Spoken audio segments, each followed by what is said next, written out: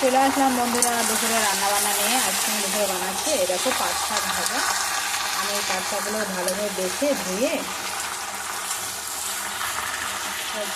এরকম রান্না করছি পাট শাক ভাজা। শুকনো লঙ্কা আর হচ্ছে কি রসুন ফোড়ন দিয়েছি। আর আছে এখানে কচুর লতি, এই দেখো কচুর লতি রয়েছে, রান্না হয়েছে। আর আছে নিম বেগুন ভাজা। আর এখানে আছে রুই মাছের ঝাল, এই দেখো তেল ঝাল। আর এখানে বানিয়েছি আম ডাল, এই দেখো আম আছে, শুকনো লঙ্কা ফোড়ন দিয়ে এখানে আম ডাল বানিয়েছি। আর এখানে আলুটাকে সেদ্ধ করে নিয়েছি, পরে পেঁয়াজ লঙ্কা ভেজে আলুটাকে মেখে নেব। আর বানিয়েছি এখানে থোড় আছে, থোড়টা ভাজা করেছি।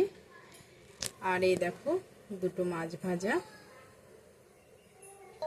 আর আছে এখানে আলু ভাজা, বাচ্চাদের জন্য করা হয়েছে লঙ্কা ছাড়া।